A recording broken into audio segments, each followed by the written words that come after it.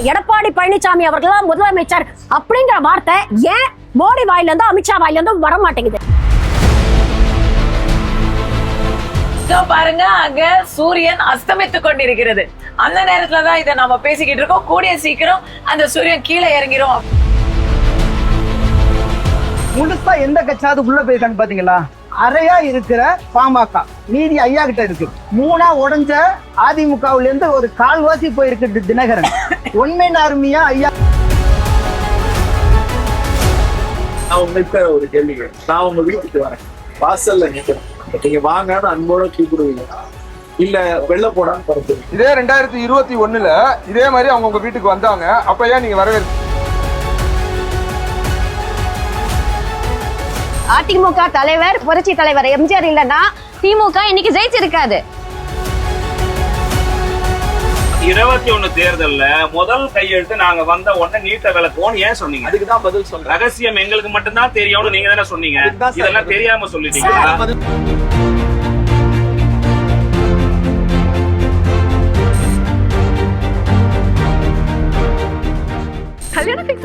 Tamil மேட்ரிமோனிக்கு thanks சொல்லணும். 26 வருஷத்துக்கு முன்னாடி இதே தமிழ் மேட்ரிமோனி மூலமா தான் இவ அம்மாக்கும் கல்யாணம் பண்ணேன். கல்யாணம்னாலே தமிழ் மேட்ரிமோனி தான். கோல்டு வின்னர், அம்மாக்களின் நம்பிக்கை. புதிய தலைமுறை டிஜிட்டல் ஓபன் டாக் நிகழ்ச்சிக்கு உங்கள் அனைவரையும் வரவேற்கிறோம். தமிழக அரசியல் களம் உற்சாகமான போட்டிகளாலும் வலிமையான கூட்டணிகளாலும் நிர்மாணிக்கப்பட்டிருக்கிறது. இந்த தேர்தலும் கூட வலிமையான கூட்டணிகள் களத்தில் இருக்கிறாங்க. யார் ஆட்சி, யார் எதிர்கட்சி, அந்த கேள்விகளை எல்லாம் தாண்டி வலிமையான கூட்டணி எது, அந்த கூட்டணி எது வெற்றி கூட்டணியா அமையும் அப்படின்றத அந்த தேர்தலில் வெற்றியை தீர்மானிக்க போற காரணியா இருக்க போது அதை மைய கருத்தா வச்சுதான் நம்ம இந்த விவாதத்தை கட்டமைச்சிருக்கோம். இந்த விவாதத்தின் தலைப்பு சட்டப்பேரவை தேர்தல் 2026 வெற்றி கூட்டணி எது என்ற தலைப்பில் நாம் எல்லாரும் இங்கு பேச இருக்கிறோம். வழக்கமா இருக்க விவாத நிகழ்ச்சிகள்ல இருந்து இது கொஞ்சம் தனித்துவமா இருக்கும் அப்படின்னு நான் நம்புறேன். ஏன்னா நாங்க சும்மா எடிட்டர்களா டிஸ்கஸ் பண்ணிட்டு இருக்கல ஒரு தாட் வந்தது. எல்லாருமே கிரவுண்ட்ல இருந்து பேசிட்டு இருக்காங்க. இப்ப இருக்க பரபரப்பான அரசியல் சூழல்ல எல்லாரும் வெளியில பறந்து வேலை பார்த்துட்டு இருக்காங்க. நம்ம பறந்துகிட்டே பேசினா எப்படி இருக்கும் அப்படின்னு ஒரு தாட் வந்தது. அந்த முயற்சி தான் இந்த நிகழ்ச்சி. கடல் மட்டத்துல இருந்து சுமார் 160 அடி உயரத்துல இப்ப நம்ம நடந்துகிட்டு இருக்கோம். பார்க்கலாம் உங்களுடைய யாருடைய வாதம் உயரக்கூடும், யாருடைய எந்த அணி வெற்றி பெறக்கூடும் அப்படின்றத பார்க்கலாம். இது விருந்தினர்களை அறிமுகப்படுத்த வேண்டிய நேரம் இது. முதலாவதாக திரு தமிழன் பிரசன்னா, செய்தி தொடர்பு இணைச் செயலாளர் திமுகவிலிருந்து, வணக்கம். அடுத்ததாக சினேகன், மாநில அணி இணைச் செயலாளர் மக்கள் நீதி மையம், வணக்கம் சார். மருத்துவர் ஷர்மிளா, சமூக செயற்பாட்டாளர், வணக்கம். இவங்க திமுக அணியிலிருந்து பேசுறாங்க. மற்றொரு முனையில தேசிய ஜனநாயக கூட்டணியிலிருந்து திரு காயத்ரி ரகுராம், அதிமுக மகளிர் பிரிவு துணை செயலாளர், வணக்கம்.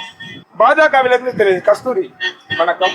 பாட்டாளி மக்கள் கட்சியிலிருந்து முன்னாள் எம்எல்ஏ திரு கணேஷ்குமார் முனைவர், வணக்கம். இந்த கூட்டணி வெற்றி கூட்டணியா, எங்க கூட்டணியா வெற்றி கூட்டணி அப்படின்னு பேசுறதுக்காக முதலில் நான் திரு பாட்டாளி மக்கள் கட்சியிலிருந்து கணேஷ்குமார பேசுறேன். பாட்டாளி மக்கள் கட்சி என்றைக்கு தேசிய ஜனநாயக கூட்டணியில் சேர்ந்ததோ அன்றையிலிருந்தே திமுக அணிக்கு ஒரு பயம் ஏற்பட்டது. அதனோட விளைவு தான் இன்னைக்கு பார்த்துக்கிட்டே இருந்தீங்கன்னா வரப்போற கட்சி எல்லாத்தையும் கூட சேர்த்துக்கிட்டு ஆல்ரெடி நாங்க பலமா இருக்கிறோம், எங்களுக்கு கண்ணுக்கு தெரிஞ்ச வரைக்கும் எதிரியே இல்லை, எதிர்கட்சிகள் எல்லாம் சிதறி கிடக்கிறது என்று அன்று வரை பேசிட்டு இருந்தவங்க அடுத்து யாரு கூட்டணிக்கு வருவாங்கன்னு தேட ஆரம்பிச்ச காலம் என்பது அதற்கு பிறகுதான் வந்தது. அதுவே அவங்களுக்கு என்ன இருக்கும்னு நினைக்கிறேன், கூட்டணி பலமா வாங்குறது தான்.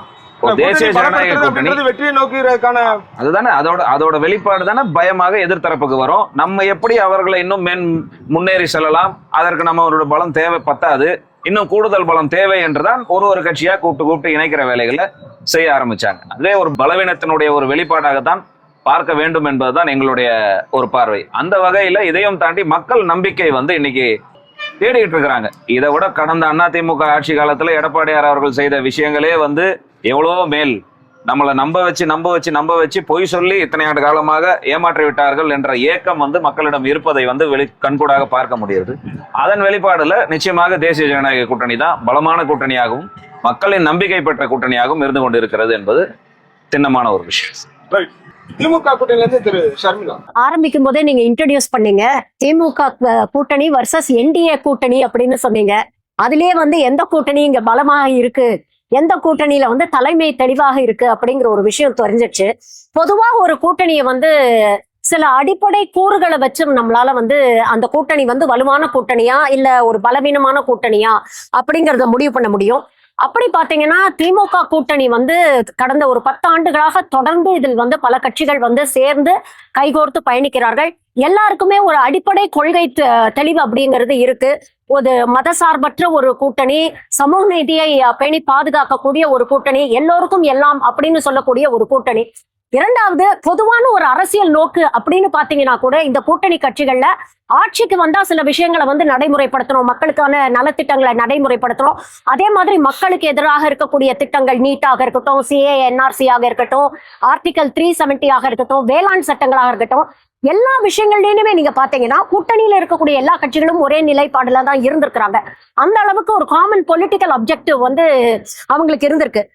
மூன்றாவது மிக முக்கியமான பாத்தீங்கன்னா ஒரு பரஸ்பர மரியாதை அப்படிங்கிறது இந்த கூட்டணியில இருக்கக்கூடிய தலைவர்கள் ஆரம்பிச்சு தொண்டர்கள் வரைக்கும் எல்லா லெவல்லயும் நீங்க அதை வந்து பார்க்க முடியுது.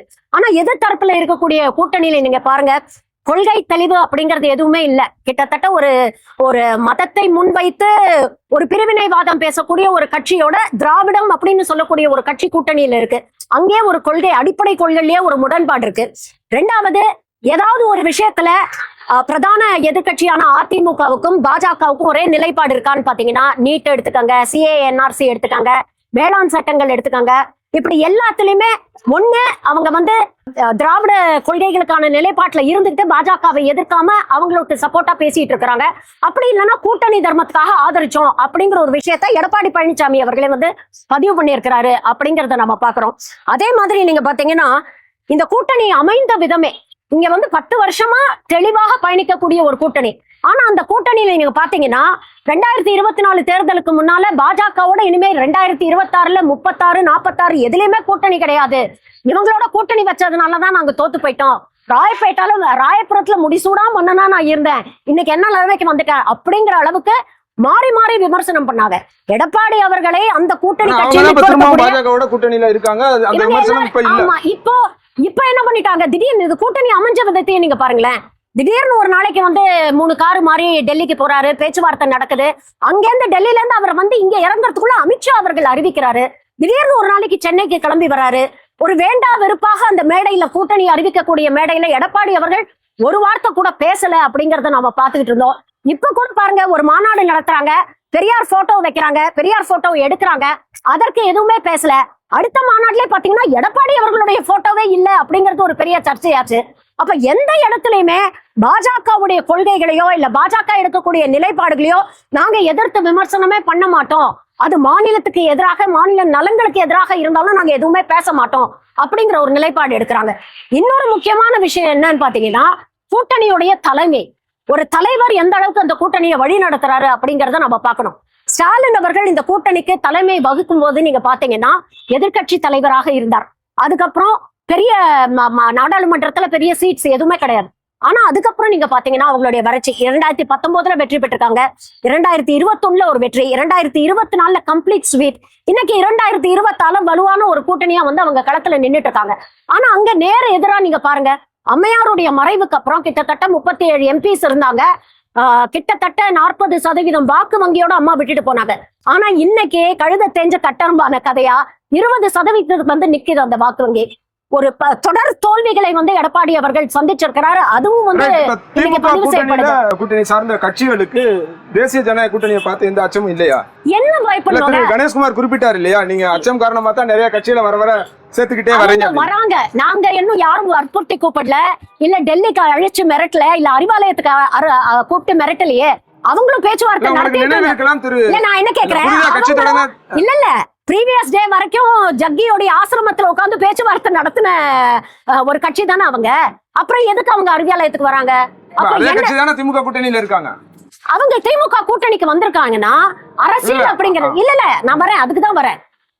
ஒரு கட்சி வந்து எப்படி பாப்பாங்க அப்படிங்கும் பொழுது, அரசியல் கட்சியில இங்க இருக்கக்கூடிய கூட்டணி எந்த கூட்டணி வலுவாக இருக்கு, எந்த கூட்டணி மக்களுடைய ஆதரவை பெற்றிருக்கு, எந்த கூட்டணிக்கு போனா ஓட் டிரான்ஸ்பர் ஆகும், சீட் கன்வர்ஷன் ஆகும் அப்படிங்கறத பார்ப்பாங்க. வெறும் கூட்டணியில இருந்துட்டு பல தொகுதியில நம்ம போட்டி போட்டோம் அப்படிங்கிறது மட்டும் இல்ல, நம்ம போட்டி போடக்கூடிய தொகுதியில நமக்கு அந்த வின்னபிலிட்டி ஃபேக்டர் இருக்கணும்.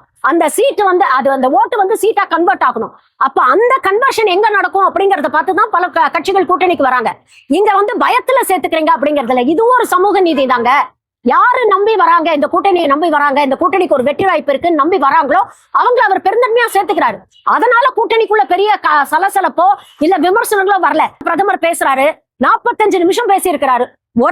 ஒரு இடத்துல கூட அதிமுக எடப்பாடி பழனிசாமி தான் முதலமைச்சர் அப்படிங்கிற ஒரு வார்த்தையை அவரும் பதிவு பண்ண மாட்டேங்கிறாரு, அமித்ஷா அவர்களும் பதிவு பண்ண மாட்டேங்கிறாரு. அப்போ அந்த கூட்டணியில இல்ல இந்த விமர்சனத்துக்கு தான் நேற்று பியூஷ் கோயல் செய்தியாளர் சந்திப்பு பண்ணாரு. அதாவது என்ன சொல்றாருன்னா, திரு எடப்பாடி பழனிசாமி தலைமையிலான ஆட்சி தான் இங்க அமையும். பியூஷ் கோயல் சொல்றதும் மோடி சொல்றதும் ஒண்ணாங்க. பியூஷ் கோயல் சொல்றதும் மோடி சொல்றதும் ஒண்ணா, பியூஷ் கோயல் சொல்றதும் அமித்ஷா சொல்றதும் ஒண்ணா. ஏன் அது என்ன உங்களுக்கு அந்த பெருந்தன்மை இருக்க மாட்டேங்குது? என்டிஏ கூட்டணின்னு சொல்றீங்க, ஏன் அதிமுக தலைமையிலான என்டிஏ கூட்டணி எடப்பாடி பழனிசாமி அவர்கள் முதலமைச்சர் அப்படிங்கிற வார்த்தை ஏன் மோடி வாயில இருந்து அமித்ஷா வாயில இருந்து வர மாட்டேங்குது? என்ன தயக்கம்? அதை சொல்றதுக்கு என்ன கஷ்டம் அவங்களுக்கு? எந்த ஈகோ அவங்களை தடுக்குது? இந்த ஒரு கேள்விக்கு அவங்க கண்டிப்பா பதில் சொல்லணும். ஆனா இந்த தேதி வரைக்கும் அவங்க சொல்லல. இது எப்படி இருக்குன்னா, நான் மாப்பிள்ள நான் தான், ஆனா நான் போட்டிருக்கிற சட்டம் வந்து அப்படிங்கிற கதையா தான் இருக்கு. சோ நீங்க எந்த ஆஸ்பெக்ட்ல நீங்க பாத்தீங்கன்னாலும் திமுக கூட்டணி கொள்கை ரீதியாகவும் சரி, மக்கள் நல திட்டங்கள் மூலமாகவும் சரி, மாநில உரிமைகளை பாதுகாப்பது மூலமாகவும் சரி, மக்கள் கிட்ட ஒரு நிலையான ஒரு கூட்டணி அப்படிங்கிற ஒரு நன்மதிப்பை பெறுகிற ஒரு கூட்டணியாக இருந்தாலும் சரி, எல்லா விஷயத்திலுமே திமுக கூட்டணி எனக்கு வலுவாக இருக்குன்னு பாக்குறோம். கடைசியாக தமிழ்நாட்டு மக்கள் வந்து ஒரு அரசை தேர்ந்தெடுக்கிறது இல்ல, எப்பவுமே ஒரு அரசியல் சித்தாந்தத்தை தான் தேர்ந்தெடுப்பாங்க. அப்படி தொடர்ந்து திராவிட சித்தாந்தத்துக்கு ஆதரவு கொடுத்த தமிழ்நாடு மக்கள் இனிமேலும் அதே திராவிட 2.0 மாடல்ல தான் செலக்ட் பண்ணுவாங்க அப்படிங்கிறதுல எந்த சந்தேகமும். முதல் கருத்தா எடுத்துக்கிறேன் திரு கஸ்தூரி. இப்ப இவங்களோட கருத்து என்னன்னா, சித்தாந்த அடிப்படையில தான் தமிழ்நாட்டு மக்கள் வந்து ஒரு கட்சியை பார்ட்டியை தேர்வு செய்வாங்க, அவங்களதான் அரசு ஆட்சி கட்டில அமர்த்துவாங்க அப்படின்னு சொல்றாங்க. எங்களுக்கு எதிர்கட்சிகளும் அந்த கூட்டணியை பார்த்து பயம் இல்லை அப்படின்றாங்க. ரொம்ப முக்கியமா தேசிய ஜனநாயக கூட்டணியில திரு எடப்பாடி பழனிசாமி தலைமையில தான் ஆட்சி அமைய போகுது அப்படின்னு அதிமுகவோ எங்கேயுமே குறிப்பிடல. இது மாதிரி 3 முறை தமிழகம் வந்த பிரதமர் இந்த இடத்துல இதை பத்தி பேசவே இல்லை. அதுல என்ன தயக்கம், ஏன் அந்த பெருந்தன்மை இல்லை அப்படின்றாங்க. ஷர்மிளா அவர்கள் சொன்னதுக்கு நேரடியா பதில் சொல்றதுல இருந்து ஆரம்பிக்கலாம்னு நினைக்கிறேன். அதுக்கப்புறம் தேசிய ஜனநாயக கூட்டணியுடைய சிறப்பு அம்சங்களை பத்தியும் நம்ம பேச வேண்டியிருக்கு. ஆரம்பத்திலேயே பதிவு பண்ணிக்கிறோம். இன்னைக்கு வந்து வெற்றிக்கான கூட்டணி எது அப்படின்னு சொன்னா, கூட்டணிங்கிறத தாண்டி வெற்றிக்கான ஆதாரம் வாய்ப்பு எல்லாமே தேசிய ஜனநாயக கூட்டணியில எடப்பாடி ஐயா பழனிசாமி அவர்களுடைய தலைமையிலான தேசிய ஜனநாயக கூட்டணிக்கு தான் இருக்கிறது. அப்படிங்கிறதுல வந்து மக்கள் மிக மிக உறுதியாக இருக்கிறாங்க. எங்களுக்கு கள நிலவரமும் கீழையும் அதுதான் தெரியுது, மேலையும் அதுதான் தெரியுது. ஏதோ பாருங்க, அங்க சூரியன் அஸ்தமித்து கொண்டிருக்கிறது. அந்த நேரத்துலதான் இதை நம்ம பேசிக்கிட்டு இருக்கோம். கூடிய சீக்கிரம் அந்த சூரியன் கீழே இறங்கிரும் அப்படிங்கறத நம்ம பாத்துக்கிட்டு இருக்கோம். இல்லங்க, அது ஷர்மிளா மேடம் கேட்டாங்க, ஏன் வந்து மோடியோ அமித்ஷா அவர்களோ இபிஎஸ் தான் வந்து இங்க முதலமைச்சர்னு சொல்லல அப்படின்னு.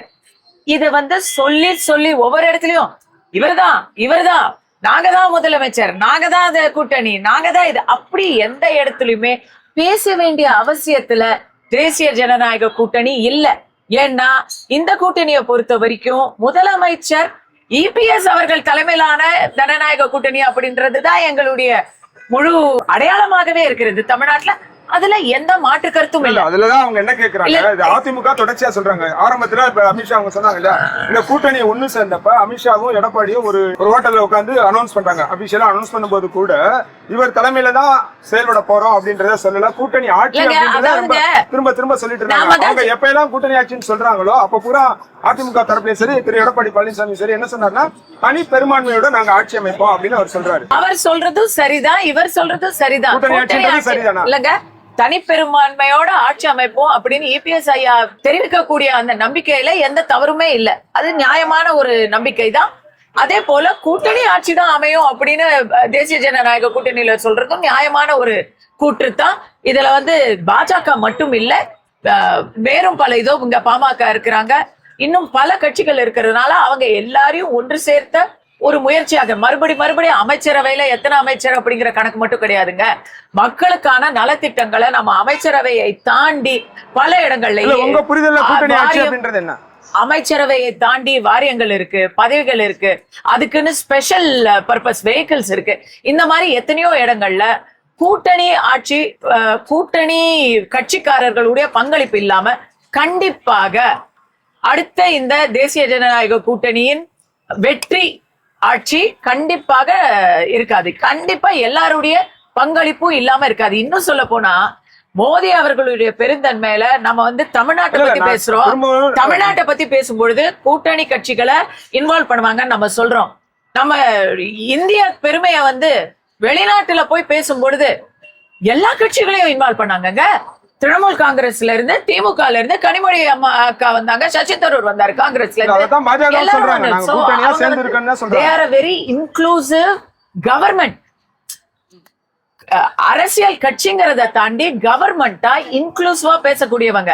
மத சார்பு அது இதுன்னெல்லாம் சொன்னாங்க. இன்னைக்கும் சையத் அட்டாக்கான எந்த கட்சியில இருந்து கவர்னராக நேற்று நியமிக்கப்பட்டிருக்கிறாரு. கேரளாவில் ஒரு இஸ்லாமிய சகோதரர் கவர்னரா இருக்கிறாரு. இன்னைக்கு நேத்து ஒருத்தர் எங்க வந்திருக்காங்க. அதே நீங்க திமுகவோட ட்ராக் ரெக்கார்டை பாத்தீங்கன்னா அப்துல் கலாம் ஐயாவுக்கு 2வது முறை எதிர்ப்பு தெரிவித்தவர்கள் தான் இந்த திமுக கூட்டணி. திமுக கூட்டணின்னு சொல்லும் போதே தெரியுது. ஏன் யூபிஏ நீங்க சொல்லல? திராவிட முன்னேற்ற கழகம், அதுதான் யாரோட முன்னேற்றம் அப்படின்னு சொன்னா திராவிட குடும்ப முன்னேற்ற கழகம். தேசியமும் இல்லை, ஜனநாயகமும் இல்லை, கூட்டணியும் இல்லை. இதுல கொள்கை தீர்வு எல்லாம் இல்லையா, கொள்கை கிளாரிட்டி எல்லாம் இல்லையா. ஏன்னா அதிமுக மாதிரி பாஜகவோட ஒரு கருத்து வேறுபாடு வேற யாருக்கும் வந்தது இல்லையா. அக்கா சொன்னாங்க, இல்ல இங்க உட்கார்ந்து இருக்கிறவங்கள பாருங்க, அந்த பக்கம் யார் உட்கார்ந்து இருக்கிறாங்க? ஸ்நேகன் சார் உட்கார்ந்து இருக்கிறாரு. இவரை விட திமுகவை திட்டுனவங்க வேற யாராச்சும் உண்டா 5 வருஷம் முன்னாடி? இப்ப அங்க உட்கார்ந்து இருக்கிறாரு. அவங்க கூட்டணிக்கு சேர்ந்தா அங்க அது பெருந்தன்மை, இங்க சேர்ந்தா அது குழப்பம். என்னது? அவங்களுக்கு மட்டும் அது ரத்தம், மத்தவங்களுக்கு தக்காளி சட்னியா? நீங்க கேளுங்க அவரை. இப்ப அவருடைய ஸ்பீச், அவர் ஃபேமஸ் ஆனது எதுக்கு? அவர் ஃபேமஸ் ஆனது பிக் பாஸை விட அவர் மிகப்பெரிய அளவுல திமுக விமர்சனம் பண்ணதுனாலதான் ஸ்நேகன் அவர்களுக்கு அரசியல் அடையாளம் கிடைச்சது. இன்னைக்கு அவர் அங்கேதான் உட்கார்ந்துருக்காரு. டார்ச் லைட் எடுத்து கமலஹாசன் உடைச்சாரு, இன்னைக்கு அங்கதான் உட்கார்ந்துருக்காங்க. தேமுதிகவை விட நம்ம தம்பி விஜய் பிரபாகரனை விட திமுகவையும் மாணிக்கம் தாகூரையும் இப்ப விருதுநகர்ல எதிர்த்தவங்க இருக்க முடியுமா? இன்னைக்கு அங்கதான் உட்கார்ந்து இருக்கிறாங்க. சொன்னாங்களே பயமுறுத்தி நாங்க யாரையும் சேர்க்கலன்னு. உண்மைதாங்க மேடம், யாரும் இங்க பயமுறுத்தி எல்லாம் சேர்க்கல. ஆனா அதே மாதிரி ராஜ்யசபா லஞ்சம் கொடுத்து யாரையும் சேர்க்கல மேடம். மகளிர் உரிமை உடனே சேர்ந்தவங்களுக்கு எல்லாம் என்ன பரிசு? கமல் சாருக்கு ஒரு ராஜ்யசபா சீட்டு, தேமுதிகவுக்கு ஒரு ராஜ்யசபா சீட்டு. இல்லங்க, அவர் அன்புமணி அவர்கள் எங்களோட டிராவல் பண்ணிக்கிட்டு இருக்காருங்க. என்னைக்கு டிராவல் பண்ணிட்டு இருக்காங்க. 2021ல அவர் எங்க இருந்தாரு? அதே இடத்துலதான் இன்னைக்கு இருக்காரு. அவங்க நிலைப்பாடு மாறவே இல்லையே. இப்ப ஒருவேளை திரு அன்புமணிக்கு கணேஷ்குமார் கூட பதில் சொல்லட்டும். ஒருவேளை திரு அன்புமணிக்கு ராஜ்யசபா சீட்டு இல்ல அப்படின்னு சொல்லி அந்த கூட்டணியில சேர்ந்திருப்பாரா? இந்த பேச்சுக்கே இடம் இல்ல. ஏன்னா டிடிவி தினகரன் ஐயா சேரும் பொழுது எந்த எதிர்பார்ப்பு? எனக்கு 2 சீட்டு கொடுத்திருக்காங்க, 2 இல்ல எதுவுமே குடுக்கலனாலும் நாங்க என்டிஏ கூட தான் இருப்போம் அப்படின்னு சொன்னாங்க.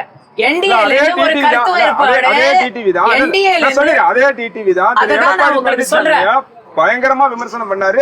அவர் மாதிரி யாரும் விமர்சனம் பண்ணிருக்கவே முடியாது. அதான் நான் சொல்ல வந்தேன். நீங்க அதை கேள்வியா நீங்க கேக்குறீங்க. நீங்க அந்த கேள்வியை கேட்க மாட்டீங்கன்னு எங்களுக்கு தெரியாதா? எங்களுக்கு தெரியும். இந்த கேள்வி ரொம்ப பழைய புளிச்சு போன பழங்கஞ்சி கேள்வி. ஏன்னா தினகரன் ஐயா அவர்களும் இபிஎஸ் ஐயா அவர்களும்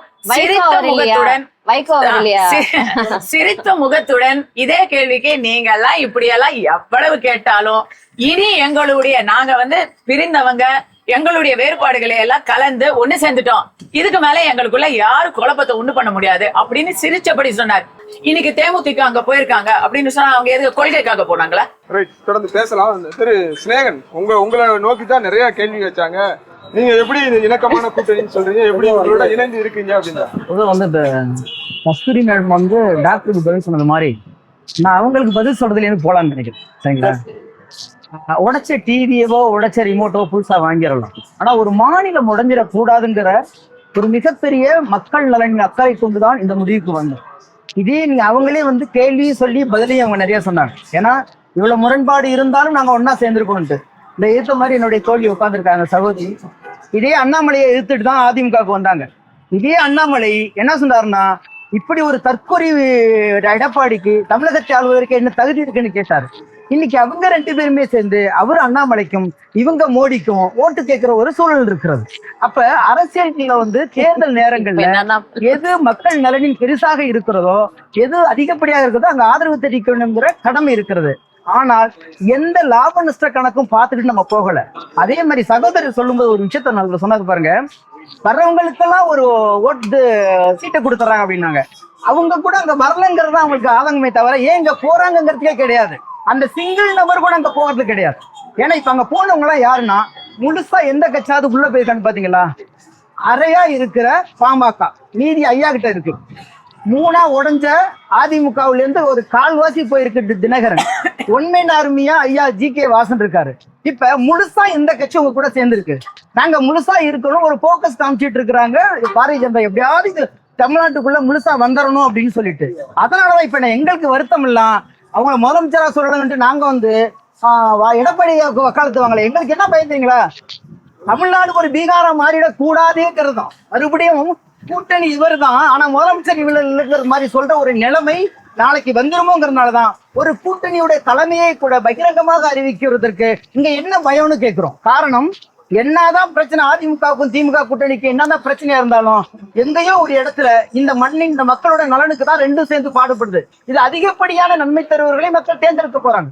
அதிகப்படியான ஈடுபாடு உள்ளவர்களை மக்கள் தேர்ந்தெடுக்க போறாங்க. ஆனால் இதுக்கு இடையில அதிமுக முகமுடியையும் பாமக முகமுடியையும் டிடிவி முகமுடியையும் போட்டுக்கிட்டு பாஜக உள்ளே வருவதனாலதான் இன்னைக்கு முதலமைச்சர் சொல்றாரு இது நேரடியா திமுகவுக்கும் அதிமுகவுக்கும் உள்ள போட்டி அல்ல, இது தமிழ்நாட்டுக்கும் இதுக்கு டெல்லிக்கும் உள்ள போட்டின்னு சொல்றாரு. அந்த அளவுக்கு இதை உற்பத்தி பண்ணிட்டு உண்டு பண்ணிருக்காங்க. அந்த அச்சத்துலதான் தலைமை யாருன்னு தெரியாது, அதுக்கு தலைவர் யாருன்னு தெரியாது, வென்றால் அதுக்கு முதல்வர் யாருன்னு தெரியாது. இப்படி ஒரு கூட்டணி இருக்கும்போது அது எப்படி வலுவான கூட்டணியா இருக்க முடியுங்கிறதா எங்களுடைய கேள்வி. எனவேதான் இந்த பக்கம் உள்ளவங்க எல்லாத்துக்குமே எல்லா கட்சிக்கும் தனித்தனி கொள்கை இருக்கிறது, தனித்தனி ஏகப்பட்ட முரண்பாடுகள் இருக்கிறது. ஆனாலும் எந்த இடத்துல ஒன்னா சேர்ந்திருக்காங்கன்னா எல்லாரும் சேர்ந்து மக்கள் நலனையும் மாநில நலனையும் எதிர்காலத்தோட இளைஞர்களுடைய நலனையும்.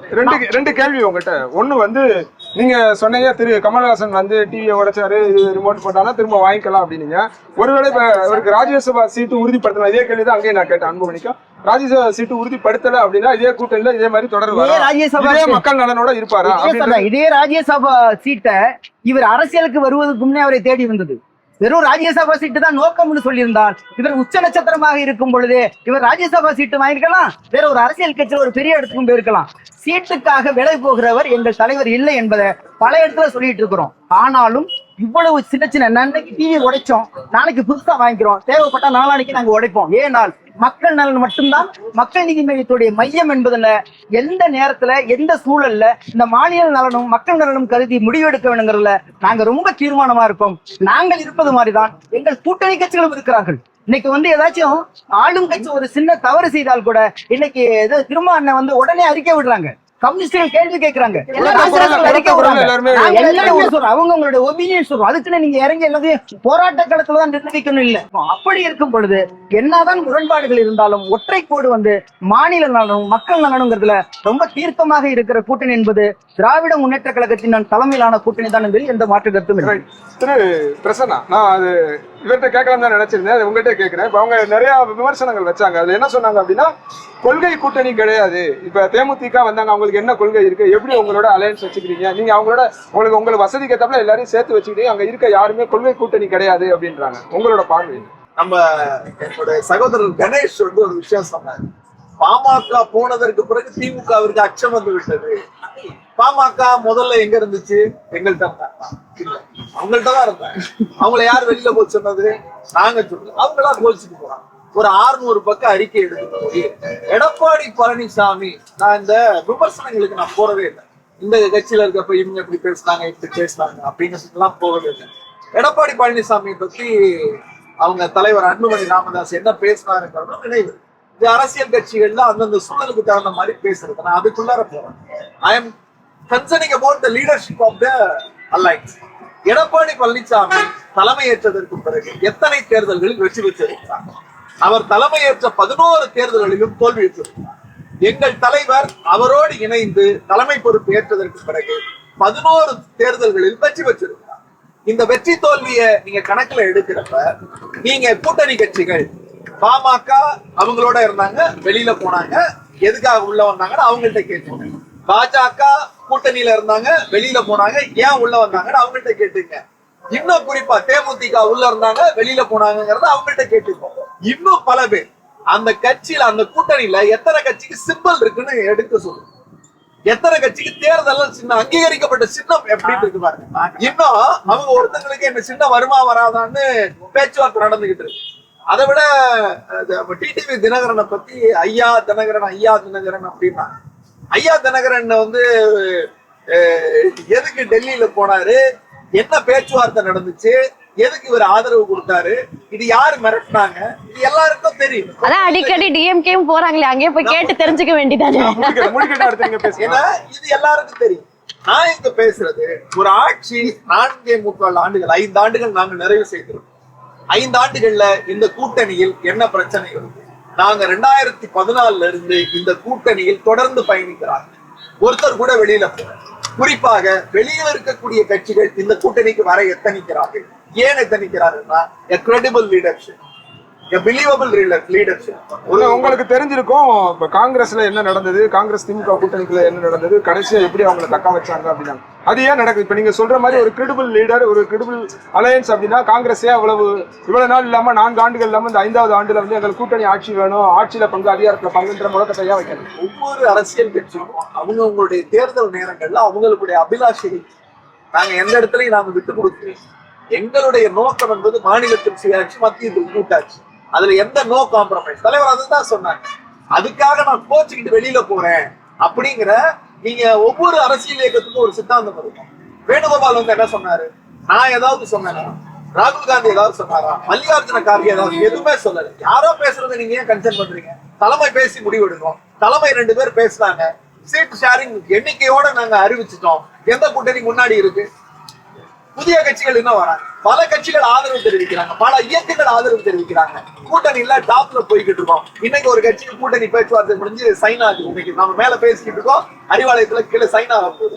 ஆக ஒரு வெற்றியை நோக்கி போறோம். இந்த வெற்றி என்பது கூட்டணிகளால் மட்டுமா? இப்ப புதிதா வந்த தமிழக வெற்றி கழகத்தோட தலைவர் விஜய் என்ன சொல்றாரு, அறிவாலயத்தோட நிழற்குடையில யாரெல்லாம் வந்து ஒதுங்குறாங்களோ அவங்க எல்லாத்தையுமே உள்ள இழுத்து போட்டு கூட்டணியில சேர்த்துக்கிறாங்க அப்படின்ற அந்த விமர்சனத்தை மெய்ப்பிக்கிற வகையில தானே இப்ப நடந்துகிட்டே இருக்கு. நான் உங்ககிட்ட ஒரு கேள்வி, நான் உங்க வீட்டுக்கு வாசல்ல நீங்க வாங்கன்னு அன்போட கூப்பிட்டீங்களா இல்ல வெள்ள போடான்னு சொல்றது? இதே 2021 இதே மாதிரி அவங்க உங்க வீட்டுக்கு வந்தாங்க, அப்ப ஏன் நீங்க வரவேற்கலன்னு தான் கேட்கிறேன்.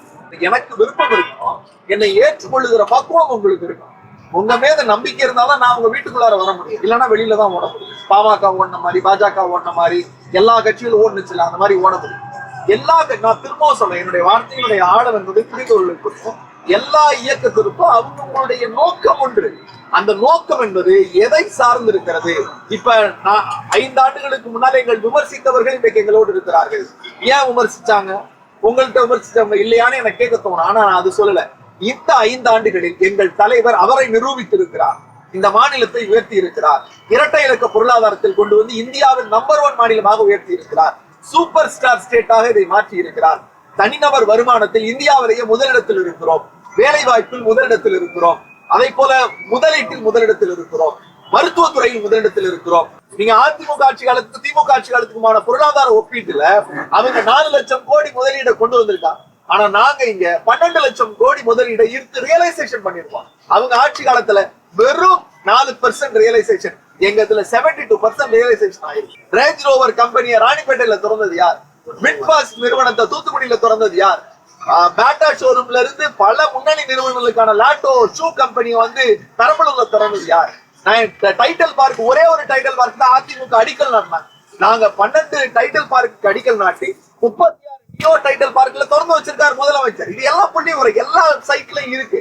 ஆக ஒரு மாநிலத்தை உயர்த்தி இருக்கிறோம் என்பதை நாங்கள் சொல்லுவதை விட நிதி ஆயோக், பாஜகவினுடைய கிளை அமைப்பாக இருக்கிற நிதி ஆயோக் சொல்லுது. மத்திய பிரதேசமோ அல்லது பீகாரோ உத்தரப்பிரதேசமோ இல்ல, உத்தரப்பிரதேசத்துக்கு கொடுக்கிற நிதி எங்களுக்கு கொடுக்குறீங்களா? இல்ல, எங்களுக்கு 1 ரூபா கொடுக்குறீங்க, ஆனா அங்க 29 ரூபா கொடுக்குறீங்க. இது என்ன நியாயம்னு கேட்கிறோம். இல்ல, மத்திய அரசோட இணக்கமான சூழல் இல்ல அப்படின்ற ஒரு விமர்சனம் இருந்துகிட்டே இருக்கு. நீங்க இணக்கமா போறதுல என்ன சிக்கல் சார்? இது நாங்க ஏன் இணக்கமா போகணும் sir? It is a democratic country sir, it's a federal system sir. நாங்க ஏன் அவங்கள்ட்ட இணக்கமா போய் இணக்கமானா நீங்க அடிமையா போகணும்னு யாரும் சொல்லல, அந்த அந்த பொருள்ல சொல்லல. இணக்கம்ங்கிற வார்த்தை நான் என்ன சொல்றேன், இல்ல மத்திய அரசும் மாநில அரசும் ஒரே நேர்கோட்டுல டிராவல் பண்ணா மாநில அரசு வளர்ச்சிக்கு நல்லதுதான். நீங்க சொல்றீங்களா இணக்கமா போங்க. இந்த எய்ம்ஸ் மதுரையில செங்கக்கல் இருக்குல்ல, இதுக்கு பின்னாடி அறிவிச்ச பில்டிங் ஆயிடுச்சு, கொஞ்சம் பாதி கட்டிட்டாங்க, பாதிதான் ஆயிருக்கு, இன்னும் முழுசா அதுதான் பாதி நான் சொல்றேன். ஆமா, இதுக்கு முன்னாடி சொல்லப்பட்ட எய்ம்ஸ் எல்லாம் கட்டி முடிச்சு காலேஜ் ஸ்டார்ட் பண்ணி அட்மிஷன் போட்டாங்க. அவங்க ஆட்சியில இருந்தாங்கல்ல, இணக்கமா தானே இருந்தாங்க, ஏன் பண்ணல? இப்ப 2 பேரும் இணக்கமா இந்த எய்ம்ஸ் அட்மிஷன் அவங்க இருக்கும்போது தான் போட்டது. கிராஜுவேஷன் முடிச்சிட்டாங்க, இன்னும் காலேஜ் திறக்கல, ஒரு செகண்ட் கிராஜுவேஷன் முடிச்சு வெளியில வந்துட்டாங்க. அவ்வளவு அவலமா இருக்கு. கொள்கை சார்ந்து மட்டுமல்ல, நட்புணர்வோடு, கொள்கை உணர்வோடு, இங்க மாநில சுயாட்சி என்கிற அந்த உணர்வோடு, மத்தியில் கூட்டாட்சி என்கிற உணர்வோடு, அதை தாண்டி மதச்சார்பற்ற கூட்டணி என்கிற அந்த உயிர் முழக்கத்தில் நாங்கள் பயணிக்கிறோம். மக்கள் எங்களுக்கு தொடர்ச்சி வச்சு கொடுக்கிறார்கள். திராவிட மாடல் 2.0 நாங்க மலர போகிறது.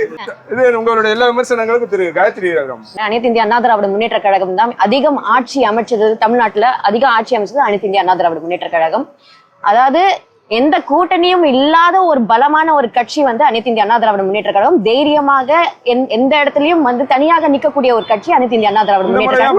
2024 அலையன்ஸ் என்பது வந்து நம்ம பேச வேண்டிய ஒரு விஷயம் கிடையாது, அது வந்து தலைவர்கள் தான் பேச முடியும். ஏன் வேணும் ஏன் இல்ல, அதுதான் இப்போ வந்து கண்டிப்பா இப்போ ஒரு அரித்மெட்டிக்ஸ் வேற, நீங்க வந்து சொல்ற விஷயங்கள் வேற. ஏன் அங்க இருந்து டைரக்டா ஃபர்ஸ்ட் வந்து ஏன் எங்களுக்கே வந்து என்டிஏ கூட்டணி வந்து ஃபர்ஸ்ட் ஏன் வந்து எடப்பாடியார் அவர்களை வந்து அவங்க தான் வந்து சந்திச்சாங்க, அதையே நீங்க உங்க கணக்குல எடுத்துக்க மாட்டேங்கிறீங்க. ஏன்னா வந்து அவங்க தான் அந்த மரியாதை கொடுத்து வந்து எடுத்து இந்த மாதிரி பண்ணணும் அப்படின்னு சொல்லிட்டு இருக்காங்க. இப்படி இருக்கும்போது எத்தனையோ விஷயங்கள் இன்னைக்கு வந்து தமிழ்நாட்டுல அந்த கூட்டணி வந்து இங்க நடக்கிற ஒவ்வொரு குற்றங்கள் கிட்டத்தட்ட 2 வயசுல இருந்து 70 வயசு முதியோர் வரைக்கும் இன்னைக்கு வந்து பாலியல் பலாத்காரம் ஆளாகி இருக்காங்க. அப்படி இருக்கும்போது ஏதாவது ஒரு கூட்டணி கட்சி வாயை திறந்து அதை பத்தி பேசுறாங்களே, இதே ஹர்தாஸோ அங்க வந்து எங்கேயோ நடக்குதுன்னா அதுக்கு கொந்தளிப்பாங்க பயங்கரமா. அதே மாதிரி குரல் கொடுக்கறாங்கன்னு திரு ஸ்னேகன் சொல்றாரு. இல்ல அந்த அளவுக்கு இல்ல. இன்னைக்கு மீடியாக்கு பின்னாடி ஒளிஞ்சுக்கிட்டு இருக்கிறது திமுக தலைவர்கள், அப்படிதான் நான் சொல்லுவேன். ஏகப்பட்ட ஊழல்கள். இன்னைக்கு வந்து அவர் சொல்றாரு தமிழ்நாட்டோட வளர்ச்சி பொருளாதாரம் சூப்பரா இருக்குன்னு சொன்னாங்க. பொருளாதாரம் சும்மா சூப்பரா இருக்குன்னா இன்னைக்கு எத்தனை பேருக்கு இன்னைக்கு வந்து கடன் இல்லாத வீடே கிடையாது, வேலை எல்லா வீட்லயும் ஒருத்தருக்கு வேலையும் கிடையாது. அப்படி கிடையாது சார். இன்னைக்கு வந்து எங்களுக்கு நிரந்தரமான ஒரு நல்ல ஒரு பாக்கெட்ல வந்து நிரந்தரமா ஒரு பைசா சம்பாதிச்ச பைசா இருக்கானா இல்ல. இன்னைக்கு எல்லாமே மொத்தமும் டாஸ்மாக்கு தான் போகுது. அந்த அளவுக்கு தான் இருக்கு. இல்ல அந்த மொத்தமும் அததான் நான் சொல்ல வரேன். முதலீடு பண்றேன்னா அந்த குடும்பத்துக்கு தான் போய் சேருது. ஓகேங்களா? அதே மாதிரி நீங்க பாத்தீங்கன்னா இந்த சென்டர்ல இருந்து உங்களுக்கு காசு வருது, அது எங்க போகுது? இத்தனை விஷயமும் பண்ணிட்டு அப்ப எதுக்கு நீங்க வந்து மக்கள் கிட்டயும் நீங்க வந்து டாக்ஸ் புடுங்குறீங்க, அதுக்கப்புறம் மேலயும் நீங்க வந்து சென்டர்லயும் நீங்க எடுக்கிறீங்க காசு, அதுக்கப்புறம் முதலீடும் கொண்டு வரீங்க. அப்ப எதுக்கு 5.5 லட்சம் கோடி இன்னைக்கு வந்து தமிழ்நாட்டுக்கு கடன் வாங்குனீங்க நீங்க? அந்த 5.5 லட்சம் கோடி எங்க போச்சு? நீங்க பதில் சொல்லுங்க. திமுகல இருந்து பிரசன்னா சொல்லும்போது நீங்க கவனிச்சிருப்பீங்க, சென்டர்ல இருந்து எந்த நிதியுமே கிடைக்கல, எந்த நிதி இல்லாமல நான் சொல்றது அது போய் அது நிர்மலா பாருங்க அறிக்கை வெள்ள அறிக்கை கொடுங்க. இன்னைக்கும் அந்த பர்னிச்சரை அடிச்சு உடைச்சிட்டாங்க. இருந்தாலும் இவங்க அதையே சொல்லிக்கிட்டு இருக்காங்க, மக்கள் எல்லாம் பாத்துக்கிட்டு இருக்காங்க. அதே மாதிரி ஒரு தடவை சொல்லலாம், அது போய் நிரூபணம் ஆனதுக்கு அப்புறமும் அதையே சொல்றதுக்கு பேரு பிரச்சாரமுங்க. இத நான் எடுத்தே வச்சுட்டேன். இவர் சொன்னாரு ரெட்டை இலக்கம், நீங்களும் எவ்வளவோ சொல்லி பாத்தீங்க தமிழ் பிரசன்னா அவர்களுக்கு. இல்லங்க 13% அம்மா ஆட்சியில தான் வந்ததுன்னு அவர் ஒத்துக்கல, இல்லவே இல்லைன்னாரு. இந்த இருக்கு இரட்டை இலக்கம். இந்த வருஷம் எலெக்ஷன் வருஷத்துலதான் இரட்டை இலக்கத்தை இவங்க சாதிச்சிருக்காங்க. அதுக்கு முன்னாடி இவங்களும் எல்லாம் 6% 7% தான் பண்ணிக்கிட்டு இருக்காங்க. 2 முறை இரட்டை இலக்கம் வளர்ச்சிங்கிறது அம்மாவுடைய ஆட்சியில வந்திருக்குது. அதுக்கப்புறம் கரோனா வந்திருக்குது. கரோனாவில கூட வளர்ச்சியை 2011 2012 13.12%. 2012 to 2013 5.5. அதுக்கப்புறம் 6.1 6.9 8.8 7.80 8.6 8.2. அதுக்கப்புறம் 2020 2021 எவ்வளவுன்னு சொல்லட்டுமா? உங்களுடைய ஆட்சி நீங்க வந்து பதவி ஏற்ற அந்த வருடத்தில் 0.14%. பேசலாமா? அத நல்லா பாருங்க, அதெல்லாம் இருக்கட்டும். ஆனா ஆக மொத்தத்தில் 7.20 கிளாஸ் எந்த வருஷத்துல எந்த கவர்மெண்ட் இருந்துச்சு உங்களுக்கு கிளாஸ் ஆடுங்க. பாதிக்கு மேல நீங்க தானே இருந்தீங்க. இல்ல சரி 21 22 7.9 6.2 9.3 போன 24 25ல 11.2. ஓகே அப்படி 2021 யாருங்க கவர்மெண்ட்? 21ல நீங்க தான். 2021ல ஜிடிபி உடைய கவர்மெண்ட் யாருங்க? 2021 நீங்க தான். நீங்க தான் மாறுச்சுல. நீங்க தான். மாறுது. அதுக்கு மாறதுக்கு முன்னாடி இந்த தானே இல்லங்க ஏங்க இங்க பாருங்க. 13.2 ஸ்டாட்டிஸ்டிக் ஆதாரமே இருக்கு, நீங்க இல்லன்றீங்க. 13.2 இருக்குது. நீங்க என்ன சாட்சி எப்படி பாக்குறீங்க, அவங்க எதை பாக்குறாங்க? 2011-12 நீங்க பாக்குறதா நானும் பாக்குறேன். அந்த இதுதான் இருந்தது. So, என்ன பொறுத்த வரைக்கும் அவர் அழகா சொன்னாரு, 12 லட்சம் கோடி வந்துச்சு அப்படின்றாரு. இப்ப 5.5 லட்சம் கோடி கடன் வாங்கியிருக்காங்க. அப்புறம் சென்டர்ல இருந்து எத்தனையோ கோடிகள் வாங்குறாங்க. அத்தனை கோடிகள் எங்க போகுதுன்னு தான் நான் கேக்குறேன். அப்போ கரப்ஷன், கமிஷன், கலெக்ஷன், கான்ட்ராக்ட், இது எல்லாமே ஒரே ஒரு குடும்பத்துக்கு தான் போய் சேருது. அதுக்கெல்லாம் எங்க பதில்? 525 வாக்குறுதிகள்ல எத்தனை வந்து அவங்க நிறைவேற்றிருக்காங்க? முழுமையா அது கேளுங்க. எங்க பாட்டி புக்கே எழுதி வச்சிருக்காங்க. அன்புமணி அவர்கள் வந்து ஒரு பழமொழி சொல்லுவாங்க, கேப்பையில வந்து நெய் வடிதுன்னு கேனப்பைய சொன்னான்னா கேட்டுக்கணும் அப்படின்னு. சொல்றது கேப்பையில நெய் வடிதெல்லாம் நான் என்ன பண்ண முடியும்? 1000 ரூபா நாங்க திட்டம் அறிவிச்சப்ப எடப்பாடி பழனிசாமி என்ன சொன்னாரு? அவர் எதிர்ப்பு தெரிவித்தாரு. நாங்க 1000 ரூபா கொடுத்தோம். உடனே அவர் என்ன சொன்னாரு? நான் 1500 ரூபா தரேன். அந்த கைய தூக்கு, குள்ளமா இருக்கிறவன் கைய தூக்கு அப்படிங்கிற மாதிரி நான் 1500 ரூபா தரேன்னாரு. இப்ப பாஜகவினுடைய வழக்கறிஞர் உபபாத்தியாயா உச்ச நீதிமன்றத்துல போனோடனே எங்க தலைவர் 5000 ரூபா போட்டார். அடுத்து ஆட்சிக்கு வந்தா நான் 2000 ரூபா கொடுப்பேன். இப்ப அவரு என்ன சொல்லியிருக்காரு? நானும் 2000 ரூபா கொடுப்பேன், கை தூக்கு அப்படிங்கிறார். இது என்னமோ நான் என்ன சொல்றேன், ஒரு ஜனநாயக மாண்பின் அடிப்படையில நம்ம விவாதம் பண்ணோம். அவங்க ரொம்ப உணர்ச்சி வசப்பட்டாங்க. கடன் வாங்கி விட்டீர்கள். நீங்க அம்மையார் ஜெயலலிதா 1 வருஷம் ஆண்டு, அதுக்கப்புறம் 4 வருஷத்துல நீங்க எவ்வளவு கடன் வாங்குனீங்க? உங்க அம்மையார் ஜெயலலிதா அவ்வளவு கடன் வாங்கியிருந்தாங்க. திமுக ஆட்சி விட்டுட்டு போனப்ப இருந்த 56,000 கோடி கடன் 5 லட்சம் கோடி நேரடி கடன். 5 வருஷத்துல 5 லட்சம் கோடி. நீங்க அதுக்கு பதில் சொல்லுங்க. நாங்க ரொம்ப நாள் இருந்துதான் அந்த 5 லட்சம் கோடி வந்துச்சு. ஆனா நீங்க இருக்கும்போது 5 லட்சம் கோடிக்கு நீங்க வந்து 5 வருஷத்துல. உங்களுக்கு தான் பதில் சொல்லுங்க. 5 லட்சம் கோடி கடன். நாங்க எங்களுடைய ஆட்சியில கடன் இல்லைன்னு சொல்லல. நாங்க திரும்பவும் சொல்றோம், அதிமுக ஆட்சியில எடப்பாடி பழனிசாமி முதலமைச்சரா இருக்கிறப்ப ரிசர்வ் வங்கியும் நிதி ஆயோக்கும் தமிழ்நாடு அரசுக்கு இனிமே கடன் கொடுக்காதீங்க அப்படின்னு சொன்னிச்சா?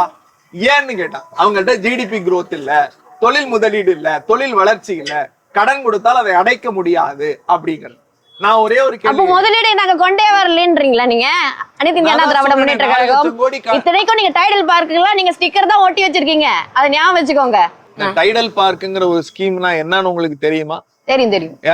அது எந்த வருஷத்துல கொள்கை முடிவு எடுக்கப்பட்டாங்க? ஆரம்பிச்சது வந்து கலைஞர் தான். இல்ல நாங்க எந்த மாற்று கருத்தும் இல்ல. ஆனா உண்மையை பேசுங்க. ஆனா ரெண்டாவது இங்க அண்ணா நகர்ல திறக்க வேண்டியது ஐயா எடப்பாடியார் அவர்கள் தான். நன்றி. உண்மையை ஒத்துக்கிட்டதுக்கு நன்றி. நாங்க மறுக்க மாட்டோம். நாங்க ஒருத்தர் வேலையே நாங்க வந்து யாரும் மறுக்கிறது இல்ல. 1970கள்ல இந்த மாநிலத்திற்கென்று கணினி கொள்கை வகுத்தது திராவிட முன்னேற்ற கழகம், முத்தமிழறிஞர் டாக்டர் கலைஞர். இந்த டைடல் பார்க்குங்கிற திட்டத்தை முதல்ல இந்தியாவிற்கு அறிமுகப்படுத்தினது கலைஞர்.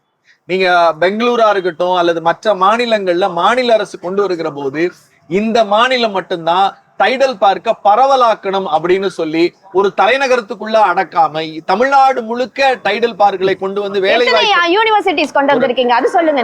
நீங்க கேட்ட டைடல் பார்க்க முடிச்சிட்டோம். ஆட்சி காலத்தில் வெறும் 4 டைடல் பார்க்குக்கு அடிக்கல் நாட்டினீங்க. நீங்க அடிக்கல் நாட்டி நிலமா விட்டுட்டு போனதோட சேர்த்து 42 டைடல் பார்க்க, நியோ டைடல் பார்க்கை சேர்த்து இந்த ஆட்சி திறந்திருக்கு. அது இந்த 4.5 வருஷத்துல திறந்திருக்கும். நான் சொன்னது, நீங்க முதலீடுன்னு சொன்னீங்கல்ல, நீங்க 4% ரியலைசேஷன் பண்ணிருக்கீங்க. இத நான் சொல்லல. தி கார்டியன்ல இருந்து, எக்கனாமிக் டைம்ஸ்ல இருந்து, நிதி ஆயோக்ல இருந்து எல்லாம் சொல்றாங்க. அதிமுக ஆட்சியினுடைய resume realisation of the investment, capital இன்வெஸ்ட்மெண்ட்ல வெறும் 4%, நாங்க 72%. இந்த மாசம் வந்திருக்கிற எக்கனாமிக் டைம்ஸ் உடைய ஹெட்லைன்ஸ் ஆர்டிக்கல் எடுத்து தயவு செஞ்சு பாருங்க. நான் வந்து ஆதாரம் இல்லாம பேசல. ஒரு மாநிலத்தின் வளர்ச்சி, ஒரு நிமிஷமா முடிச்சறேன். மாநிலத்தோட வளர்ச்சி வெறும் திமுகனால மட்டும் தான் சொல்லாதீங்கன்னு தான் நான் சொல்றேன். நானு அனைத்து இந்திய அண்ணா திராவிட முன்னேற்ற கழகத்தோட பங்கு வந்து ரொம்பவே ஜாஸ்தி. நான் அதான் புள்ளிவிவரங்களோட ஒப்பிடுறேன். நீங்க ஒரு உங்க வேலை வருஷத்தோட புள்ளிவிவரத்தை தான் சொல்றீங்க தவிர நீங்க வந்து இன்னைக்கு வந்து ஒரு மெடிக்கல் ஹாஸ்பிடல் இருக்குன்னா, யூனிவர்சிட்டிஸ் இருக்குன்னா, இன்னைக்கு வந்து எத்தனையோ ஸ்டூடண்ட்ஸ் படிக்கிறாங்கன்னா 7.5% இடஒதுக்கீடு இருக்குன்னா எல்லாத்துக்குமே அனைத்து இந்திய அண்ணா அதிகம் பசங்க அதான் அவங்களுக்கு கேக்குறாங்க. நீட் இல்லனா ஆரம்ப புள்ளி யாருதுங்க? நீட்டுங்கிற ஆரம்ப புள்ளி நீட் வரும்பொழுது ப்ரப்போஸ் பை காங்கிரஸ். ஒரு நிமிஷம், உங்கள்ட்ட இப்ப நீங்க சாட் ஜிபிடி எடுத்தீங்கல்ல, 2016 ஸ்டேட்ல யாரு, சென்ட்ரல்ல யாரு, எந்த கூட்டணி, ஐஎம்சி ஆக்ட்ல செக்ஷன் 16C அமெண்ட் பண்ணது யாரு? செக்ஷன் 16C என்ன சொல்லுதுன்னா இந்தியா முழுக்க நீட் கட்டாயம்னு சொல்லுது. அதுக்கு முன்னாடி இருந்த சட்டம் இந்தியாவுல நீட் இருக்கு, ஆனா எந்த மாநிலம் விரும்புகிறதோ அதுக்கு கிடையாது. எங்க மாநிலம் விரும்பல, கலைஞர் இருந்தப்ப வரல, ஜெயலலிதா அம்மையார் இருந்தப்ப வரல. ஆனா ஓபிஎஸ் வந்ததுக்கு அப்புறம் அந்த ஐஎம்சி ஆக்ட்ல வந்து சட்ட திருத்தம் கொண்டு வந்து நீட் கட்டாயம் கொண்டு வந்தப்ப அதை ஆதரிச்சு வாக்களித்தது இந்த ஓபிஎஸ் தலைமை. இன்னைக்கு இருக்குல்ல அதிமுக, அந்த அதிமுக ஒரு நிமிஷம் இருக்கா? 2009 அன்புமணி ராமதாஸ் ரெஜிம்ல இருக்கிற வரைக்கும் இட் வாஸ் நாட் தேர். அப்பவும் காங்கிரஸ் கவர்மெண்ட் தான். அதற்கு பிறகு he came down from Ministry of Health and Family Welfare. அதற்கு பிறகு 2011ல it was put up by the Congress government. அதுல ஏதாவது மாற்றம் இருக்கா? அதற்கு இருங்க நான் முடிச்சிடுறேன். அதற்கு பிறகு அம்மையார் ஜெயலலிதா அவர்கள் பேசி ஒவ்வொரு ஆண்டும் தமிழ்நாட்டுக்கு விலக்கு காரணம் என்னன்னா, உச்ச நீதிமன்றத்துல வழக்கு அப்ப நிலுவையில். உச்ச நீதிமன்ற ஜட்ஜ்மெண்ட் வந்து 2014 வந்த பிறகு அனைத்து மாநிலத்துக்கும் செய்யணும். அதற்கு பிறகுதான் அந்த அமெண்ட்மெண்ட் வந்து அந்த அமெண்ட்மெண்ட் கொண்டு வரனாலும் கூட சார் நீங்க கிளாரிட்டியா சொல்றீங்க. உச்ச நீதிமன்ற தீர்ப்பு ஒரு விஷயம் கொடுக்குது. தீர்ப்பு கொடுத்ததுக்கு அப்புறம் சட்டத்தை ஏன் நடைமுறைப்படுத்தணும்னு ஒரு வழக்கறிஞரா உங்கள்ட்ட கேள்வி கேட்கிறேன். தீர்ப்பு ஒண்ணு இருக்கு, சட்டத்தை அமெண்ட் பண்றீங்க. சட்டம் அமெண்ட் பண்ணா மட்டும்தான் இந்தியா முழுக்க நீட் செல்லுங்கிறது தான் சட்டம். அது தீர்ப்பு கிடையாது. தீர்ப்பு என்ன சொல்லுது? நீங்க தேர்வு நடத்துறது எந்த கரிக்குலத்துல நடத்துறீங்க? சிபிஎஸ்இல மட்டும், என்சிஆர்டில மட்டும் நடத்துறீங்க. தீர்ப்பையும் வழக்கையும் நான் சொல்றேன், என்சிஆர்டில நடத்துறீங்க. ஸ்டேட் சிலபஸ் என்னங்கறதா வழக்கே தவிர equal opportunity should be given. அதான் கான்ஸ்டிடியூஷன். நீங்க மிஸ்ரெப்ரசன்ட் பண்றீங்க. நீங்க சொல்றதுக்கே நான் வரேன். இதெல்லாம் உங்களுக்கு எப்ப தெரியும்? நாங்க தான் வேணாம்னு எப்ப தெரியும் கேக்குறது. இது இவ்வளவு ஜட்ஜ்மெண்ட் இருக்கு, 15th அமெண்ட்மெண்ட்ல கொண்டு போய் இதெல்லாம் எப்ப தெரியும் உங்களுக்கு? 2016ல யார் ஆட்சியில இருந்தா? அதிமுக ஆட்சியில இருக்கு. ஆமா, மத்தியில யார்? உங்களுக்கு எப்ப தெரிய வந்தது? மத்தியில யார் இருந்தா? பிஜேபி இருந்தது. அப்ப அமெண்ட் பண்ணிட்டாங்க. இது எப்ப உங்களுக்கு தெரிஞ்ச? நாங்க என்டிஏல இருந்தோம். 2000 நான் கேட்ட கேள்விக்கு பதில் சொல்ல எப்ப தெரியும்? அதுக்கு தான் பதில் சொல்றேன். 21 தேர்தல்ல முதல் கையெழுத்து நாங்க வந்த உடனே நீட்ட விலக்குவோம் ஏன் சொன்னீங்க? அதுக்கு தான் பதில் சொல்றேன். ரகசியம் எங்களுக்கு மட்டும் தெரியும்னு நீங்க தானே சொன்னீங்க. இதெல்லாம் தெரியாம சொல்லிட்டீங்க. சட்டம் தெரியாம சொல்லிட்டாங்க. அதே மாதிரி இன்னொரு விஷயம் சார்,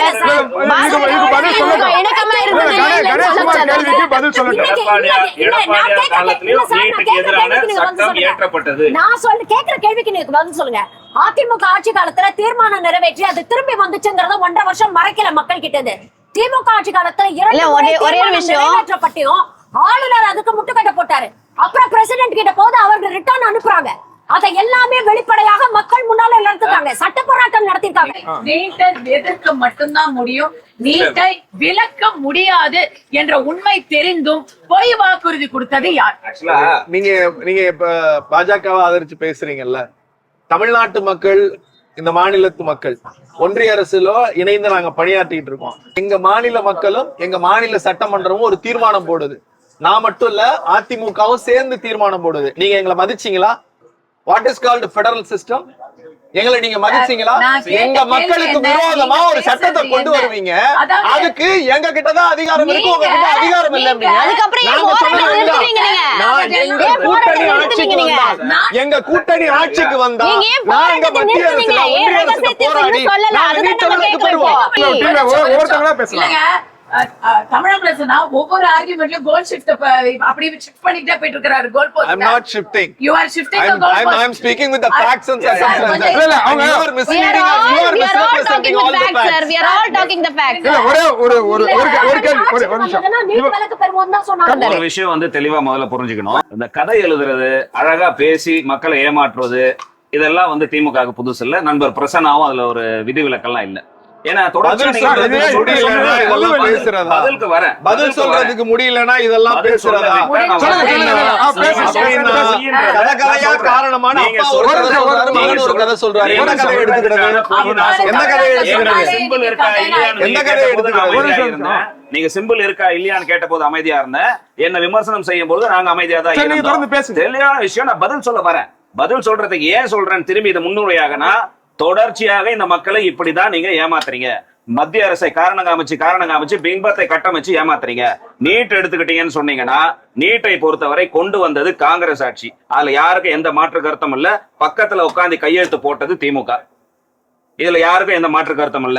விதிவிலக்கு மரியாதைக்குரிய அம்மையார் ஜெயலலிதா அவர்கள் போராடி மற்ற மாநிலங்கள்லாம் பிஜேபி ஆளுகின்ற மாநிலம் எல்லாம் ஒப்புதல் கொடுத்த போது கூட இவங்க போராடி பெற்றாங்க 2 வருஷம். 3வது வருஷம் யூனிஃபைடு எக்ஸாம் ஸ்கீம் கொண்டு வந்த போது அனைத்து பிஜேபி பெரும்பான்மை மாநிலம், பெடரல் சிஸ்டத்துல பெரும்பான்மை மாநிலங்கள் ஆரம்பிச்சு அதை நடைமுறைப்படுத்துறாங்க. அதற்கு சுப்ரீம் கோர்ட்ல வழக்கு போகுது. சுப்ரீம் கோர்ட்ல நீட்டுக்கு ஆதரவாக வாதாடியது காங்கிரஸ் கட்சியினுடைய சிதம்பரத்தினுடைய மனைவி நளினி சிதம்பரம். அதுல யாருக்கும் மாற்று கருத்து கிடையாது. இதுல 90% பங்கு காங்கிரசிற்கும் திமுகவிற்கும் தான் இருக்கே தவிர மற்றவர்களுக்கு கிடையாது. இது நீட். உதய் மின் திட்டம் கொண்டு வந்தீங்க. உதய் மின் திட்டம் மரியாதைக்குரிய ஜெயலலிதா அவர்கள் இருக்கும் வரை வரல எடப்பாடி ஓபிஎஸ் வந்தவன கொண்டு வந்துட்டாரு, பொய்யான கட்டமைப்பு கொடுக்கறாங்க. ஏன் சொல்றேன்னா, இன்றைக்கு இருக்கின்ற உதய் திட்டத்துல மரியாதைக்குரிய பிரசன்ன அவர்களுக்கு டேட்டா இருக்கும். ஸ்கீம் எடுத்து காட்ட சொல்லுங்க. விலை உயர்வு பத்தியோ மின் கட்டண மாற்றமைப்பை பத்தியோ ஒரு வார்த்தை இருக்கான்னு காட்ட சொல்லுங்க. இததான் முதலமைச்சர் ஜெயலலிதா அவர்கள் எதிர்த்தார்கள். அன்றைக்கு இருந்த ஸ்கீம்ல இந்த சரத்துகளை நீக்கினாலே ஒழிய தமிழ்நாடு கையெழுத்திடாதுன்னு. இல்ல ஒரு நிமிஷம்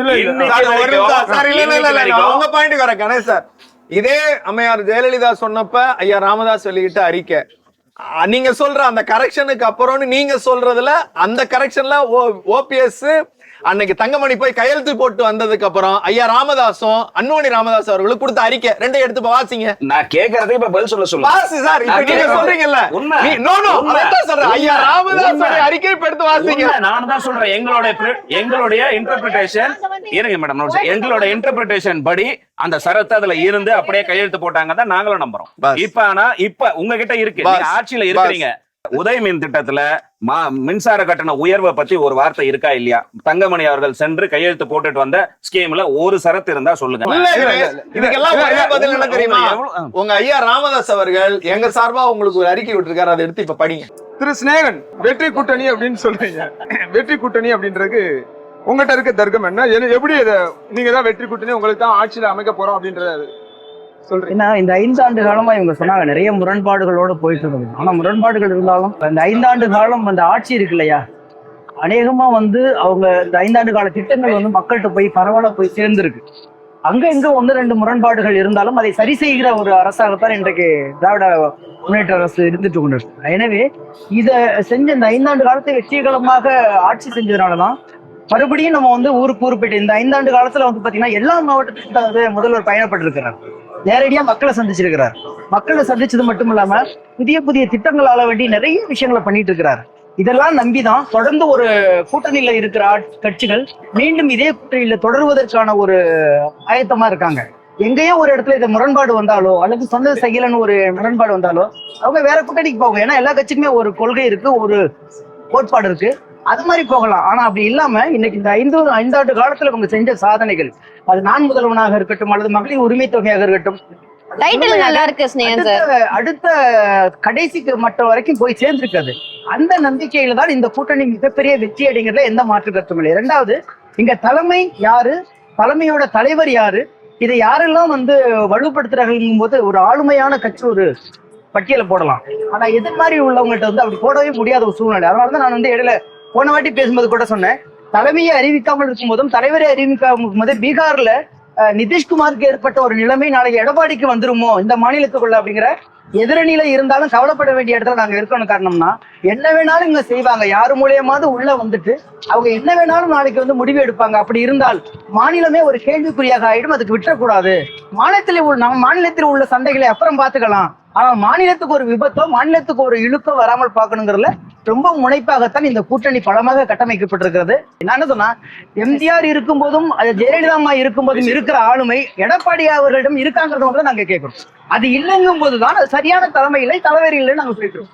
ஏன்னா அவங்கள்ட்ட வந்து எல்லாத்துக்குமே மோடியா லேடியான்னு கேட்ட கேள்வி அந்த கட்சியில இருந்து வந்தவர் தான் மறு வருஷமே மறு தேர்தலே போய் அதே மோடிட்ட கால விழுகிற ஒரு நிலைமை வந்துட்டு இருக்கு. இப்படி பொதுநலத்தை மீறி தன் சுயநலத்துக்காக போய் விழுகிற ஒரு தலைமை, அந்த தலைமை நாளைக்கு இல்லைன்னா கூட பரவாயில்ல, என்ன காப்பாற்றணும்னு சொல்லிக்கிற எல்லா கூட்டணி. இப்ப நீங்க பேசுனீங்க டிடிவி தினகரனை பத்தி, உங்க எல்லாத்துக்கும் தெரியறதை பத்தி எனக்கு நல்லா தெரியுது. ஏனால் அவர் எத்தனை காலம் அங்க போனாருங்கிறது எங்களுக்கு தான் தெரியும். ரொம்ப துணிச்சலா எப்படி போவார்லாம் கேள்வி கேட்கிறாங்க. எல்லாத்துக்குள்ளுமே ஒரு சுயநலம் இருக்கிறது. எனவே அது சுயநல கூட்டணி, இது பொதுநல கூட்டணி என்பதனால்தான் நாங்கள் வலுவாக இருக்கிறோம் வெற்றி பெறுவது. ஐயா எடப்பாடியார் அவர்களுக்கு என்ன ஆளுமை இருக்கு அப்படின்னு கேக்குறீங்க. நான் ஒன்னே ஒண்ணு சொல்றேன், அங்க ஒரு தகுதி தான் இருக்கு. என்னன்னா நான் கலைஞரோட பையன், அதனால ஸ்டாலின் அவர்கள் வந்தாரு. அதுக்கப்புறம் வந்து இப்ப உதயநிதி அவர் துணை முதல்வர் என்ன பண்ணாரு? அவர் துணை முதல்வர் கேளுங்க. இல்ல ஓகேங்களா, அது வந்தனாலதான் இருந்த வரைக்குமே அவர் பெருசா எந்த இடத்துக்குமே வர விடல. அவர் இருக்கும்போதே சிஎம்ஆவா எதுவுமே ஆகல. அதே மாதிரிதான் இங்கேயும் சார், இங்கேயும் அதுதான், அங்கேயும் வந்து அப்படிதான், இங்கேயும் அப்படிதான். ஆனா இங்க வந்து எவ்வளவு பிரச்சனை சந்திச்சிருக்காரு, எவ்வளவு உள்கட்சி பிரச்சனை சந்திச்சிருக்காரு, வெளியில எவ்வளவு சந்திச்சிருக்காரு, திமுகவை சமாளிச்சாரு. அப்படியும் 67 எம்எல்ஏஸ் கொண்டு வந்தாரு. எடப்பாடியாருக்கு ஆளுமை இல்லைன்னு சொல்றதே மத்தவங்க எல்லாம் கட்டமைக்கிறது நீங்களும் ரிஃப்ளெக்ட் பண்றீங்கன்றதான் என்னோட பொறுத்தவரைக்கும். முதலமைச்சராக எடப்பாடியார் இருந்தார். நீட்டு கொண்டு வந்த பொழுது காப்பாற்றுவதற்கு கிராமப்புற மாணவர்களுக்கு எல்லாம் 7.5% கொண்டு வந்து சட்டமன்றத்துல தீர்மானமாக நிறைவேற்றினார். அன்னைக்கும் இதே பிஜேபி அரசாங்கம் 11 மெடிக்கல் காலேஜ் கையெழுத்து போடாம நிறுத்தி வச்சார். உங்களுக்கும் தெரியும், எல்லாருக்கும் தெரியும். கூட்டணியிலே இருந்தார். ஆளுமை இல்லாத தலைவரா நீ கையெழுத்து போடலன்னா நான் ஜியோல பாஸ் பண்ணி என் மக்களுக்கு தேவையான விஷயத்தை கொண்டு வருவேன்னு ஜியோவை பாஸ் பண்ணி அந்த சட்டத்தை நடைமுறைக்கு கொண்டு வந்த தலைவர் எடப்பாடியார் அவர்கள். உண்மையா இல்லையா? நீங்க இங்க எத்தனை பேரு சின்னமே இல்லாத பெயர் தெரியாத கட்சிகள்லாம் தேசிய ஜனநாயக கூட்டணியில இருக்குன்னு சொன்னீங்களே ஐயா, உங்களுக்கு ஒரே ஒரு கேள்வி கேட்கிறேன். மதிமுகவுக்கு இன்னைக்கு 4 சீட் அனௌன்ஸ் பண்ணிருக்காங்க. எந்த சின்னத்துல போட்டியிட போறாங்க சொல்லுங்க? எந்த சின்னத்துல போட்டியிட போறாங்க? பிசிகே, தமிழன் பிரசன்னா பிசிகேவுக்கு இன்னைக்கு 4 சீட்டு சொல்லிருக்காங்களே, அதுல 2 சீட்டு உதயசூரியன் சின்னத்துல போட்டியிட போறாங்க. இல்லங்க இல்லங்க இல்ல அப்படி எதுவும் தரமா இல்லாம பேசாதீங்க. பிசிகே கடந்த தேர்தலிலே பானை சின்னத்துல தான் போட்டிட்டாங்க. ஆளும் ஷானவாஸுக்கு என்ன சின்னம்? பானை சின்னம்ங்க.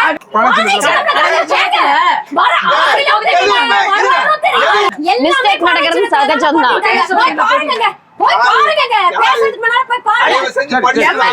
எந்த சின்னத்துல போட்டியிடும்? எந்த சின்னத்துல போட்டியிடும்? எல்லா வேலையும் பார்த்துட்டு எல்லா வேலையும் பாத்துக்கிட்டு இருக்கீங்க. உங்க சின்னம் உறுதி ஆகல அப்படிங்கறத உண்மை. ஏன்னா நானும் என் தலைமையும் எங்கள் தலைவரும் அந்த முடிவுல தான் இருக்கணும். என்னோட முதல் கேள்விக்கு நீங்க உங்க ஆன்சர் சொல்லல. நான் கேட்டது பாஜக தமிழகத்துல வேறுன்றது, எடப்பாடி பழனிசாமியை வந்து அவங்களை நாளடைவில் அகற்றிட்டு இவங்க ஆட்சி அமைச்சிருவாங்க அப்படின்ற ஒரு அச்சம் இருக்கு அப்படின்னு அவர் சொல்றாரு இல்லையா? இதுக்கு உதாரணமா நீங்க நிதிஷ்குமார சொல்றாங்க, மகாராஷ்டிரால சொல்றாங்க. இந்த மாதிரி சொல்லும் போது இதே நிலைமை தமிழ்நாட்டுக்கு வருமா வராதா அப்படின்றத கேள்வி. இல்லங்க வராது சார், அவ்வளவுதான். ஒரே பதில் தான். ஓகேங்களா? நிதிஷ்குமார் வந்து அவங்க பாஜக இருந்து சொல்லட்டும். நிதிஷ்குமார் யார் சொன்னாலும் நானும் பாஜகல இருந்தவன் தான் ஒரு காலத்துல. நிதிஷ்குமார் பாஜக அதிமுக ஒண்ணுன்னு அறியாத வாயில மாட்டு. நிதிஷ்குமார் அவர்கள் இன்னைக்கு ராஜ்யசபாவில தன்னுடைய சேவையை தொடர்ந்து செய்ய போகிறார். நிதிஷ்குமார் அவருடைய மகனை தான் அவங்க வந்து ஒரே மித்த கருத்தோட அவங்க கட்சியில பார்ட்டி லீடராவும் சீஃப் மினிஸ்டர் கேண்டிடேட்டாவும் சூஸ் பண்ணிருக்காங்க. அதுல நிதிஷ்குமார் அவர்களுக்கே மிகுந்த ஒரு சந்தோஷமும் ரிலீஃபும் கூட இருக்கும் பொழுது சேகர் அவர்கள் வந்து அதுக்காக ரொம்ப அக்கறைப்பட்டு எதிர்கட்சிக்கு இவ்வளவு அக்கறை என்னன்னு தெரியல. அதாவது இதுல முதல்ல தண்ணீர் மாதிரி முதல்ல அக்கறை. 1000 பிரச்சனை இருக்கும், 1000 முரண்பாடு இருக்கும். நீங்க பஞ்சாயத்துக்குள்ள வராதீங்க. அனைவருக்கும் நன்றி. ஜனநாயகத்தின் இறுதி எஜமானர்கள் மக்கள், அவங்க முடிவு செய்யட்டும் எது வெற்றி கூட்டணி அப்படின்னு. தேர்தலுக்கு வெகு சில நாட்களே இருக்கிறது, பார்க்கலாம். உங்களை வருகைக்கும் கருத்து பதிவுக்கும் நன்றி. தமிழ் மேட்ரிமோனிக்கு தேங்க்ஸ் சொல்லணும். 26 வருஷத்துக்கு முன்னாடி இதே தமிழ் மேட்ரிமோனி மூலமா தான் இவ அம்மாக்கும் கல்யாணம் பண்ணேன். கல்யாணம்னாலே தமிழ் மேட்ரிமோனி தான். கோல்டு வின்னர் அம்மாக்களின் நம்பிக்கை.